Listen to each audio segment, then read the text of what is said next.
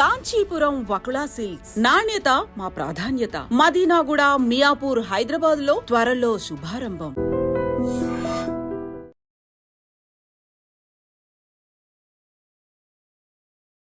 నమస్తే అండి. ఒకనొక టైంలో పెళ్లిళ్ళు చేస్తే సంవత్సరాలు జీవితాంతం కలిసి ఉండేవాళ్ళు.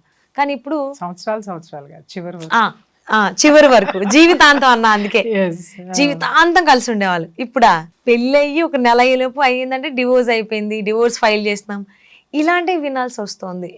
అటు అబ్బాయి చెప్తున్నాడు నెగిటివ్ అమ్మాయి వైపు, అమ్మాయి కూడా చెప్తుంది అబ్బాయి వైపు. అంటే పేరెంట్స్ది ఎక్కువ మిస్టేక్ ఉంది అని చెప్పేసి చాలా మంది అంటున్నారు.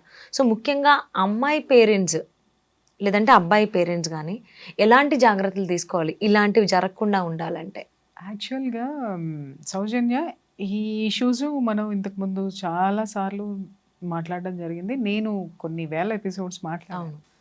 కానీ ఎంత మాట్లాడినా కూడా person to person, case to case చాలా డిఫరెంట్ గా కనిపిస్తా ఉన్నాయి. ఏదో కొత్త పుట్టుకొస్తుంది. ఎగ్జాక్ట్లీ అదే అనుభూతాను. ఏదో ఒకటి కొత్త పుట్టుకొస్తుంటే నాకు ఎప్పటికప్పుడు దీన్ని నేను క్లీన్ చేసుకోవడం అయిపోతా ఉంది అనమాట. ఇప్పుడు ఇల్లు ఊడ్చుకొచ్చామంటే చెత్త వేస్తానే ఉన్నారు, మళ్ళీ ఊడవలసి వస్తుంది. అంటే ఎప్పటికప్పుడు ఊడ్చుకుంటూ పోవాల్సిందే. అంటే ఎప్పటికప్పుడు ఈ పర్సన్ టు పర్సన్ ఏదైనా సరే ఆ అంశాన్ని బయట పెడితే ఆ అంశం వాళ్ళ జీవితంలోకి రాకుండా ఈ పేరెంట్స్ చూసుకుంటారు, ఈ పిల్లలు ప్రిపేర్ అవుతారు అనేటటువంటి ఉద్దేశంతో నేను ఎప్పటికప్పుడు ఇంత లాంగ్ టర్మ్ నేను ఈ ఇష్యూస్ మీద మాట్లాడి సక్సెస్ అవడానికి కారణం అది.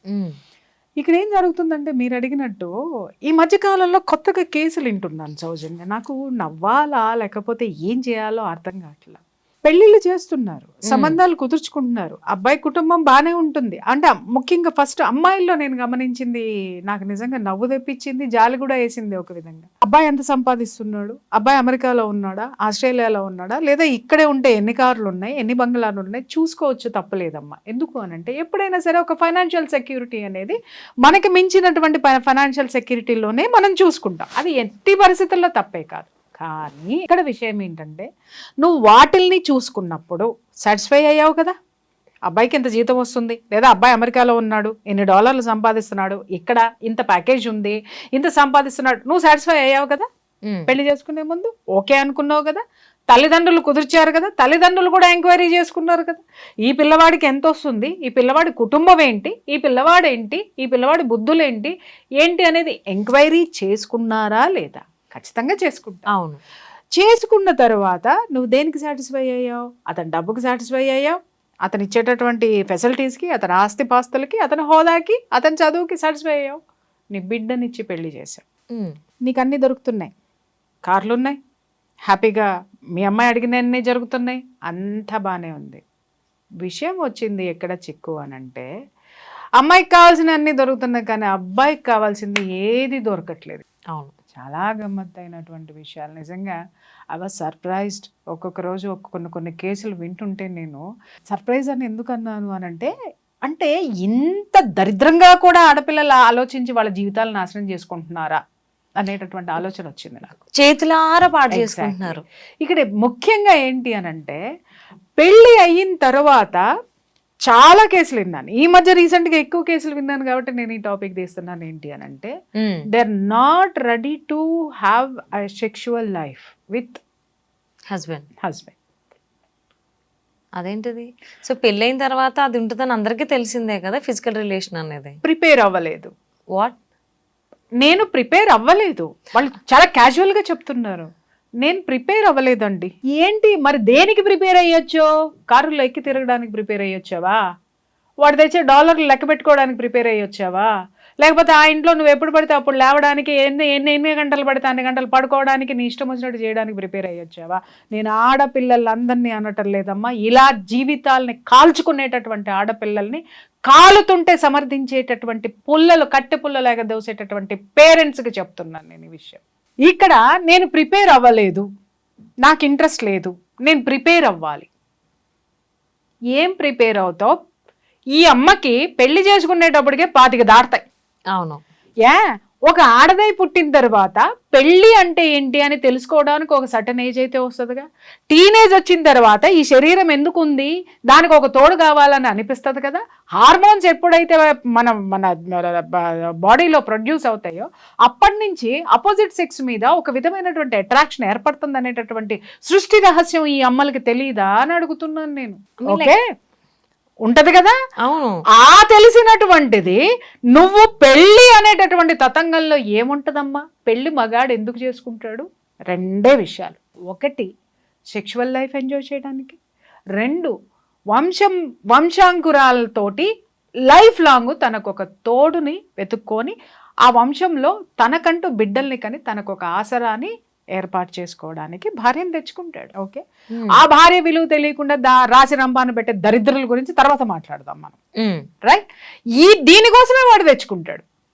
ఎప్పుడైతే నువ్వు ఈ ఇంటికి వచ్చావో నేను ప్రిపేర్ అవ్వాలా లేదు అని నువ్వు కూర్చుంటే నాకు అర్థం కాక అడుగుతాను, వాడు దేనికి ప్రిపేర్ అవ్వాలమ్మా? దేనికి ప్రిపేర్ అవ్వాలి వాడు? అది చెప్పండి. ఇచ్చి పుచ్చుకోవడం అనేది ప్రతి విషయంలోనూ ఉంటుంది, ప్రకృతిలో కూడా ఉంటుంది. అర్థమైందా? మొక్కకి నీళ్లు మనం పోస్తేనే అది మనకు ఆక్సిజన్ ఇస్తుంది, పెరుగుతుంది. అలాగే వర్షం వస్తేనే ఆ మొక్క చిగురుస్తుంది, దాని నుంచి ఆక్సిజన్ మనకు వస్తుంది. మనం వదిలేసిన కార్బన్ డైఆక్సైడ్ అది తీసుకుంటుంది. ఇచ్చి పుచ్చుకునే ధోరణి ప్రకృతిలోనే ఉంది, మనుషుల్లో ఎందుకు ఉండదు? ఇక్కడ చాలా మంది తెలివిగా మాట్లాడతారు ఏంటంటే ఆడపిల్లలు, అవునండి ఓర్చుకోవాలి అని అంటారు. ఓర్చుకోవాలి, కానీ దేనికి ఓర్చుకోవాలి? నువ్వు రాయల్గా ఆ ఇంటికి వచ్చేసి ఏ విధమైనటువంటివి నువ్వు ఇవ్వకుండా అక్కడ కూర్చొని పొద్దున్నే ఈ అమ్మ 10ంటికి లేస్తుందో తెలియదు, 11ంటికి లేస్తుందో తెలియదు, 12ంటికి లేస్తుందో, కనీసం కప్పు కాఫీ కూడా వాడు నోచుకోడు. సరే వాడు తిప్పలేదో వాడు పడుతున్నాడు, సరే నేను చేసుకున్నాను కదా ఈ అమ్మాయి తెలుసుకుంటుందిలే అని చెప్పేసి అని కాఫీ దగ్గర నుంచి వంట దగ్గర నుంచి అన్ని వాడే చేసుకునేటటువంటి ప్రయత్నాలు జరిగిన తర్వాత కూడా, లేచిన తర్వాత కూడా, వండింది తినడానికి కూడా వంకలు పెట్టి స్విగ్గీ ఆర్డర్లో ఇంకోటో తెచ్చి మళ్ళీ ఈడి జేబుకే బొక్క. ఏం ఎంజాయ్ చేస్తున్నావు నువ్వు? వాడితో కారుల్లో మళ్ళీ సాయంత్రం అయ్యేసరికి బయటికి తీసుకెళ్ళాలి. బయటికి తీసుకెళ్ళి లైఫ్లో అన్న తిప్పుకు రావాలి, ఏది కావాలంటే అది తినిపించాలి, లైఫ్ ఎంజాయ్ చేయాలి, బయటికి తీసుకెళ్ళాలి. ఈ మధ్య పేరెంట్స్ కూడా ఇది ఎక్కువ మాట్లాడుతున్నారు. అవును, ఎక్కడికి తీసుకెళ్ళడండి అని. అది తప్పు.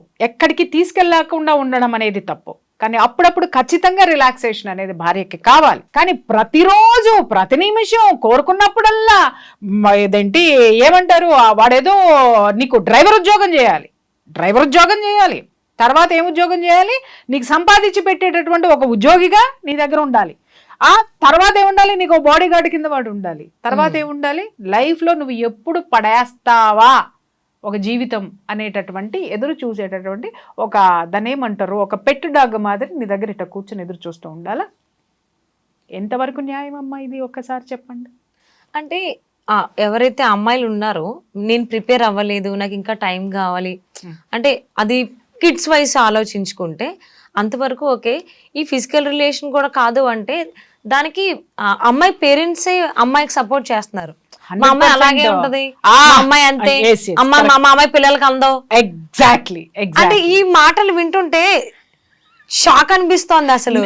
ఈ పేరెంట్స్ నేను ఒకటి అడుగుతున్నా, ఈ పేరెంట్స్ కల్చర్ ఎట్లా ఉంటుందో చెప్పమంటావమ్మా? ఇలా మాట్లాడేటటువంటి పేరెంట్స్ లో ఆ ఇద్దరు పేరెంట్స్ కి సఖ్యత ఉండదు, నంబర్ 1. ఓకే. రెండోది ఏంటి అనంటే వాళ్ళకి అసలు అవగాహనే లేదు. ఒక సంసారం అంటే వీళ్ళు మీరు కరెక్ట్ గా చూసుకోండి, ఈ పేరెంట్స్ బంధువులను ఎవరిని రానివ్వరు, బంధువులతోటి వీళ్ళకి సఖ్యత ఉండదు, ఇంట్లో వీళ్ళకి సఖ్యత ఉండదు. అసలు జీవితం యొక్క విలువ, ఆ టేస్ట్, ఆ మాధుర్యం తెలియనటువంటి జడ పదార్థాలు ఎవరైతే ఉంటారో, స్వార్థపరులు ఎవరైతే ఉంటారో వాళ్ళ సంసారాల్లోనే ఇలాంటి ఆడపిల్లలు ఇలాంటి పెరుగుదలలో ఉన్నారు, ఇలాంటి పెంపకంలో ఉన్నారు. నేను ఇక్కడ ఒక ప్రశ్న ఈ ఆడపిల్లల్ని వేస్తున్నా, నువ్వు ప్రిపేర్ అవ్వకుండా పెళ్ళెందుకు చేసుకున్నావు? వాళ్ళ చేత పెళ్లి కోసం అన్ని లక్షలు ఎందుకు ఖర్చు పెట్టించావు? నీకు ఖర్చు అయితే నీ ఆనందం కోసం నువ్వు ఖర్చు పెట్టుకున్నావు, తీసి పక్కన పడే. వాళ్ళ చేత అన్ని లక్షలు ఖర్చు పెట్టించి మట్టలు పెట్టించుకున్నావు, మెళ్ళ తాళి కట్టించుకున్నావు, గోల్స్ వేయించుకున్నావు, బంగారాలు పెట్టించుకున్నావు, నీకు కావాల్సిన ముక్కు నుంచి మూతి వరకు టాప్ టు టో వరకు అన్ని చేయించుకున్నావు. నువ్వు ఆటలకి ప్రిపేర్ అయ్యిన దానివి, నువ్వు వాడు ఎందుకు పెళ్లి చేసుకుంటున్నాడో దానికోసం నువ్వు ప్రిపేర్ అవ్వలేదు. ప్రకృతి సహజమైనటువంటి ఈ కార్యక్రమానికి నువ్వు ప్రిపేర్ అవ్వలేదు అనంటే ఎవరిని మోసం చేయడానికి నువ్వు పెళ్లి చేసుకున్నావు? అంటే జనము ఇంకా మీ అమ్మాయికి పెళ్లి కాలేదేంటి పెళ్లి కాలేదేంటి అంటే ఎవడో ఒకటి దొరుకుతాడులే. ఆ దొరికేవాడు కూడా మళ్ళీ ఒక హోదా ఉన్నాడు కావాలి, మళ్ళీ వీళ్ళని భరించేటటువంటి వాడు. ఆ బకరాగాడిని ఎత్తి పట్టుకొని బకరాలతోటి ఆటలాడేసుకుంటారమ్మా వీళ్ళు. రైట్. ఇక్కడ నువ్వు అన్నట్టు పేరెంట్స్ చిత్రంగా నా దగ్గరికి వచ్చిన కేసులు కూడా నేను అడిగాను, ఏంటండి అని. మా అమ్మాయికి కొంచెం టైం పడుతుందండి, టైం ఇవ్వండి అంటే 2 నెలలు అయిపోయా, 3 నెలలు అయిపోయా, 6 నెలలు అయిపోయా, ఇంకెంత టైం కావాలరా నీకు? ఎంత టైం కావాలి? ఈ 6 నెలలు వాడు మాత్రం ఖర్చు పెట్టుకుంటూ పోవాలి అంటే వాడిచ్చిన కమిట్మెంట్ వాడు మాత్రం ఫుల్ఫిల్ చేయాలి. వాడు ఏమాత్రం డబ్బులు ఇవ్వను అంటే వెంటనే ఫోన్ కాల్స్ వెళ్ళిపోతే వెంటనే పంచాయతీలు ఉంటాయి. అమ్మో మా అమ్మాయిని నా రాసి రంపాన పెడుతున్నాడు, ఒక్క రూపాయి ఇవ్వడు, ఒక్కటి ఇది చేయడు, ఒక్కటి అది చేయడు అని చెప్పేసి అని AC AC AC AC AC వాడిని ఉతికి ఆరేసి క్లిప్పులు పెట్టేస్తారు. లేదు వాడు ఏదన్నా అసహనానికి గురై వాడు ఎంతవరకు అని తట్టుకుంటాడు. ఇప్పుడు ఆడదానికి ఉన్నటువంటి ఆ స్థిరత్వము మగవాడిలో ఉండదు, మగవాడిలో ఉండదు అది. కాబట్టి ఏంటి అని అంటే ఎప్పుడు కూడా ఇదివరకు కాపురాలన్నీ ఎందుకు బాగుండేవి అంటేనమ్మా, భర్త కి సంబంధించినటువంటి సైకాలజీ ఏంటనేది భార్య బాగా చదివేది. రైట్. ఆ చదివి అతనికి అనుగుణంగా నడుచుకునేది. అలాగే అనుగుణంగా నడుచుకున్నటువంటి భార్య యొక్క గుణాన్ని కూడా భర్త గుర్తించేటటువంటి వాడు. ఒక చోట చెడిపోయినా ఇంకొక చోట సర్దుకుని పోయేవాళ్ళు. అలా కాపురాలు నిలబడినాయి. ఇప్పుడు ఇక్కడ ఏమవుతుందంటే మా అమ్మాయికి టైం కావాలండి, మా అమ్మాయికి కొంచెం టైం కావాలంటే టైం తీసుకొని పెళ్లి చేయాల్సింది కదా నువ్వు. నీ కూతురు ముందు, నేను ఇక్కడ చెప్తున్నాను కదా తల్లిదండ్రులందరికీ చెప్తున్నా, మగపిల్ల వాళ్ళకు కూడా చెప్తున్నాను, మీరు సంబంధాల కోసం వెళ్ళినప్పుడు ఆడపిల్లల్ని అడగండి ఏమని అనంటే, అమ్మా మా వాడితో సంసారానికి ప్రిపేర్ అయ్యావా లేదా, మా వాడికి తోటి ఎంత ఖర్చు పెట్టించడానికి నువ్వు ప్రిపేర్ అయ్యావో మాకు చెప్పు, అలాగే నీ యొక్క డిమాండ్స్ ఏంటి అని ఫస్ట్ ఇవన్నీ కాగితం మీద రాసుకోవాలి. ఇవాళ సిచ్యువేషన్ అలా ఉంది. అవును. రాసుకున్న తర్వాత ఆ డిమాండ్స్ కి మీరు మనస్ఫూర్తిగా అంగీకరిస్తే మూసుకొని పెళ్లి చేసుకోండి. రైట్. ఇక్కడ తల్లిదండ్రులు, ఆడపిల్లల యొక్క తల్లిదండ్రులకి చెప్తున్నాను, మీరు మీ ఇష్టం వచ్చినట్టు నాటకాలు ఆడితే ప్రకృతి కూడా మిమ్మల్ని సహించదు. ఎందుకు అనంటే ప్రకృతిని ఎప్పుడు మనం బ్యాలెన్స్ చేస్తూ ఉండాలి. ఈ ఎనర్జీస్ రెండు, స్త్రీ పురుష ఫెమినైన్ ఎనర్జీ, మాస్కులైన్ ఎనర్జీ ఎప్పుడు బ్యాలెన్సింగ్గా ఉంటేనే ఈ ప్రకృతి ముందుకెళ్తుంది. లేదు అనంటే ఇలా అసహనాలతోటి, ఇలా డివోర్సీలతోటి, నెగిటివ్ ఎనర్జీ తోటి ముందుకు పోయింది అనంటే ప్రోత్సహించిన వాడికే చివరికి ఏం చేయాలో అర్థం కాక ఆత్మహత్యలు చేసుకునేటటువంటి సిచ్యువేషన్కి దిగుతారు. ఆడపిల్లలకు కూడా నేను చెప్తున్నాను, మీరు మొత్తం వాడితో సంసారం చేయడానికి, పిల్లల్ని కనడానికి ఒక వ్యవస్థ అమ్మా. వివాహం అనేటటువంటి వ్యవస్థలో ఉండేదేంటి? కుటుంబ వ్యవస్థలో ఖచ్చితంగా నీ బాధ్యతలు నువ్వు ఖచ్చితంగా నిర్వర్తించాలి. రోజు కాఫీలు ఇవ్వక్కర్లా, కనీసం నీకు వెసులుబాటు ఉన్నప్పుడైనా నీ కుటుంబాన్ని నువ్వు పట్టించుకోవాలి. ఎప్పుడైతే నీ యొక్క కిచెన్ నీ చేతిలో ఉంటుందో, నీ గ్రిప్ లో ఉంటుందో, నీ ఇంట్లో ఉన్న వాళ్ళందరూ నీ గ్రిప్ లో ఉంటారు. కిచెన్ నీ చేతిలో ఉండడం అంటే అర్థం ఏంటి అని అంటే గొడ్డు చాకరీ చేయమని కాదు. అంత అద్భుతంగా వచ్చిన వాళ్ళని ఆదరించి చక్కగా వాళ్ళకి నువ్వు ఏదైతే పెడతావో ప్రతి ఒక్కళ్ళు నిన్ను ఆదరిస్తారు. ఇల్లు మొత్తం నీ చేతిలో ఉంటుంది, ప్రతి ఒక్కళ్ళు నిన్ను లైక్ చేస్తారు. అది కాకుండా నేను ప్రిపేర్ అవ్వాలా, నేను 10 దాకా పడుకుంటా, నేను 1 గంట, ఏమ్మా ఒక మనిషివి కాదా? ఆడదాని అనేది తీసి పక్కన పెడతా. అసలు కనీసం నీ ఆరోగ్యానికి సంబంధించినంత వరకు నీకు ఒక డిసిప్లిన్ లేదా? పొద్దున్నే లేవడం అనేది లేదా? ఏం పీకుతున్నావు అని నువ్వు 11-12 వరకు పడుకుంటావు నువ్వు? చెప్పండి. ఈ తల్లిదండ్రులు ఇలా నేర్పి, ఆడపిల్లలకి నేర్పి ఈ ప్రకృతి ముందుకు పోకుండా ఈ వ్యవస్థల్ని భ్రష్టు పట్టించేటటువంటి ఆడపిల్లల తల్లిదండ్రులకి చెప్తున్నాను, ఇవాళ వీడితోటి మీ అమ్మాయి సంసారం చేయడానికి టైం పడుతుంది, టైం కావాలి. మరి వీడు ఎన్నాళ్ళని ఓర్చుకుంటాడు? Go for divorce. అంతే కదా. వాడికి ఎన్నాళ్ళని భరిస్తాడు? వీడు డైవర్స్కి వెళ్తాడు. వీడు ఇంకొక దాన్ని, ఎందుకంటే ఫస్ట్ ఫెయిల్ అయ్యాడు కాబట్టి వీడికి ఒక ఎక్స్పీరియన్స్ ఉంటుంది కాబట్టి వాడికి ఏం కావాలో అది తెచ్చుకుంటాడు, వాడు హ్యాపీగా సంసారం చేస్తాడు. ఈ కూతురు విషయాలకు వద్దాం, ఈ తల్లిదండ్రుల విషయాలకు వద్దాం. మరి ఇక్కడ పట్టిన టైము మరి రెండో వాడికి ఇచ్చి పెళ్లి చేస్తావు కదా నువ్వు, మరి వాడి దగ్గర కూడా ఇదే టైం తీసుకుంటావా? వాడి దగ్గరికి వెళ్ళాల్సిందేగా, వాడితో సంసారం చేయాల్సిందే కదా. ఒకటి ఫెయిల్యూర్ అయ్యో డిప్రెషన్లో, ఇంకొకటి ఏ కుటుంబంలోనూ మానసిక ప్రశాంతత అనేది లేదమ్మా. అవును, మర్చిపోయారు. మనం ఎందుకున్నామనేది మర్చిపోయాం. మన యొక్క భారత వైవాహిక వ్యవస్థకి సంబంధించినటువంటి ఆ యొక్క విలువలన్నిటినీ కూడా సమాధి చేసేసి ఇవాళ డబ్బులు డబ్బులు డబ్బులు డబ్బులు వెనక పడిపోయి ఎంత భయంకరంగా జీవితాలను వీళ్ళు నాశనం చేసుకుంటున్నారో. చివరికి చెరపకురా చెడేవు అని చెప్పి ఎవరైతే ఈ ఆడపిల్లల్ని ఇలాంటి ఆడపిల్లల్ని తయారు చేస్తున్నారో, అలాగే ఎవరైతే మగపిల్లలు వివాహ వ్యవస్థ పట్ల నమ్మకం లేక ఒకళ్ళిద్దరు పిల్లలు పుట్టిన తర్వాత డివర్స్ పారేసేసి పెళ్ళానికి డివర్స్ పారేసి ఇంకొక దాంతో పోతున్నాడో, చివరికి నిన్ను దేకటానికి ఎవ్వడు ఉండడు ఈ ప్రకృతిలో. ఎందుకంటే నువ్వు చూడ్డానికి ఎవరిని ఇష్టపడలేదు, నువ్వు స్వీకరించడానికి ఎవరిని ఇష్టపడలేదు. అదే తిరిగి ప్రకృతి నీకు తీసుకొచ్చి పెడుతుంది. దాన్ని ఫేస్ చేయాల్సినటువంటి పరిస్థితి వస్తుంది. ఎన్ని పెళ్లిళ్ళు చేస్తావు నీ కూతురికి? రెండో వాడికి అలాగే జరుగుతుంది. మూడోది చేస్తావా? మూడోది జరిగితే నాలుగోది చేస్తావా? ఎన్ని చేసుకుంటూ పోతావు నువ్వు? ఎంతవరకు చేసుకుంటూ పోతావు? ఒకటి అయ్యిందంటే రెండో వాడు పట్టుబట్టడా? ఒకటి అయిందంటే వాడు ఎంక్వైరీలు చేసుకోడా?